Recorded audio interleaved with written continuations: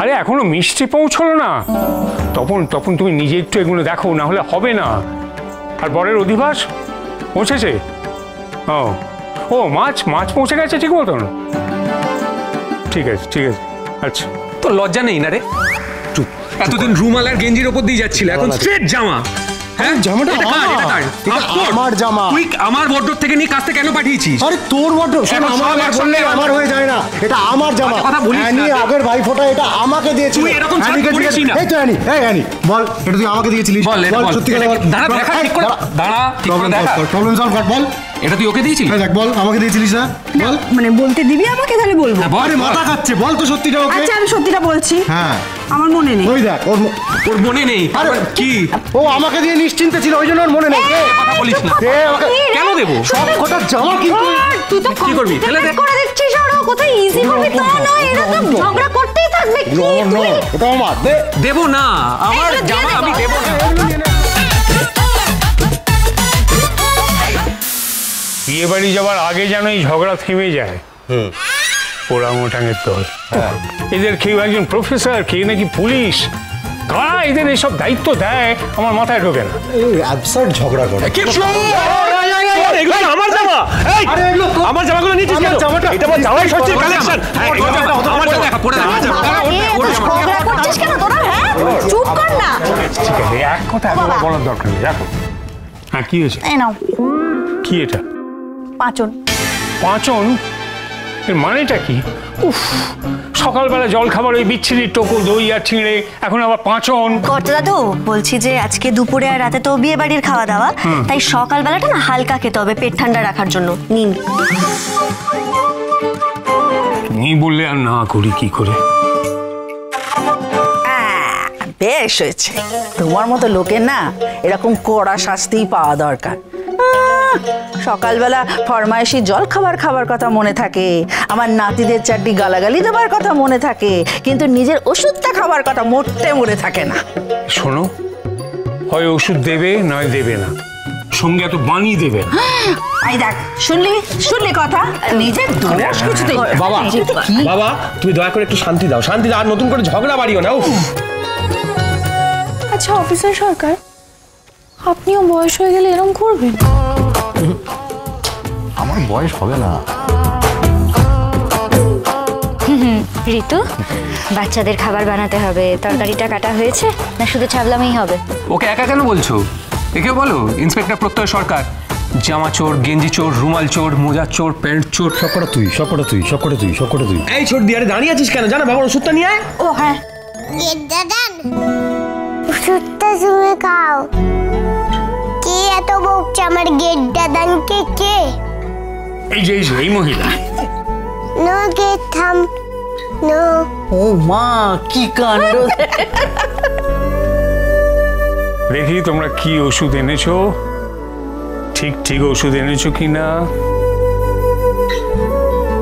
ওই দেখো, একেবারে ঠিক ওষুধ এনেছে যেটা আমি খাই।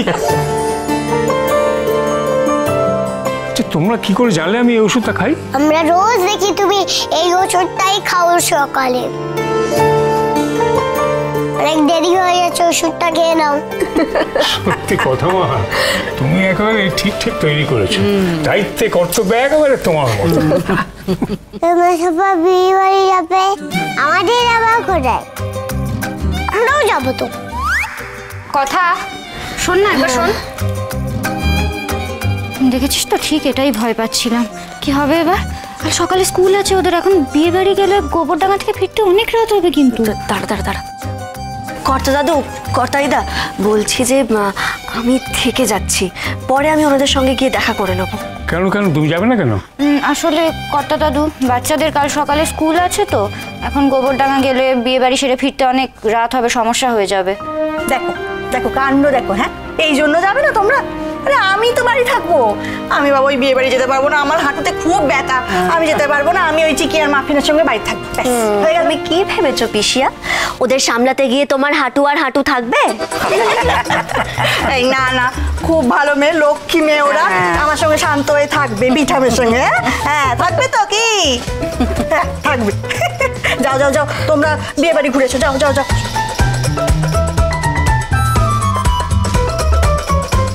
কি সবাই রেডি তো?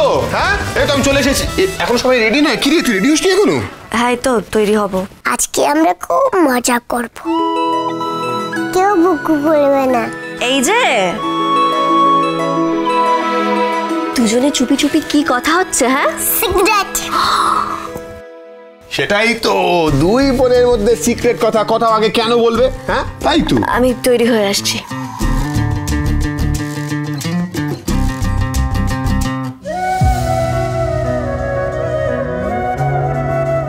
তুমি একা দাঁড়িয়ে রইলে কেন? যাও, রাগটা ভাঙাতে হবে তো। চেষ্টা করছি।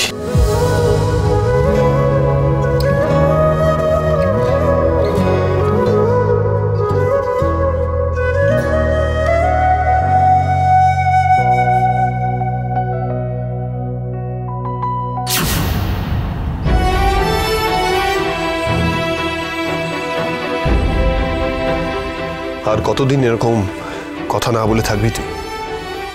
এবার কি একটু নর্মাল হওয়া যায় না? দেরি হয়ে যাচ্ছে, নিচে সবাই আমাদের জন্য অপেক্ষা করছে।